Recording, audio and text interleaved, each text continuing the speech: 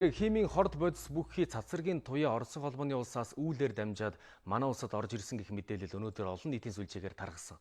За үүнтэй холбогдуулаад мэрэгжлийн хяналтын ерөнхий газраас тайлбар мэдээлэл өглөө. Өнөөдрийн байдлаар цацраг идэвхтэй бодисын хэмжээ илрээгүй хэвийн түвшинд байгааг мэрэгжилтнүүд хэлж байгаа юм а. Мэргэжлийн хяналтын ерөнхий газраас барилгачдын талбай орчимд цацраг идэвхт бодисын түвшинг хэмжсэн байна. 17 цаг 45 минутын байдлаар хэмжилт хийсэн энэ хэсэгт байгалийн цацрагийн дэвсгэр түвшин тэг 110 микрозив байлаа. За энэ нь хэвийн хэмжээ гэдгийг илтгэж байгаа юм байна. Харин тэг 10.2 микрозивээс дээш хэмжээнд хүрвэл аюултай түвшинд тооцогддог байна. Одоогоор байгаль орчин ногоон хөгжлийн аялал жуулчлалын яамны маань сайтн дээр цацрагийн тунгийн чадаллын мэдээлэл бол ингээ байнга шинжлэгдэж гарч байгаа.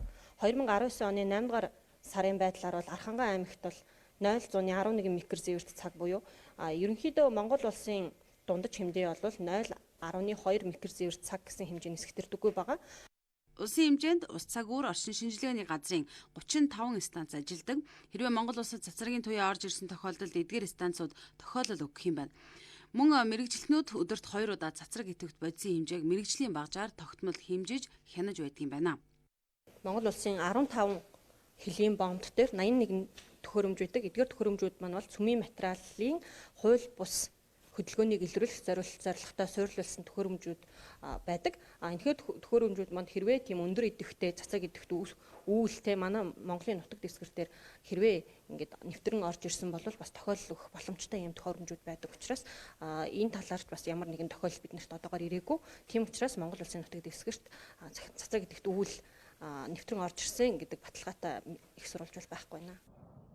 Цөмийн ослыг нэн даруй мэдээлэх нэгдсэн үндэсний байгууллагын конвенцэд 171 улс орн нэгдсэн байдаг. Манай улс ч мөн адил энэ конвенцэд нэгдсэн.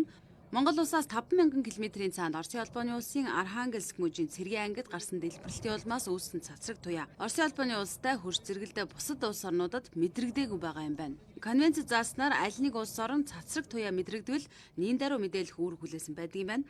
Одоогоор ямар нэгэн цацрагийн туяа химийн бодис илрээгүй учраас иргэдийг үндэслэлгүй мэдээлэлд итгэхгүй цааш түгээхгүй байхыг мэргэжлийн байгууллагаас санууллаа.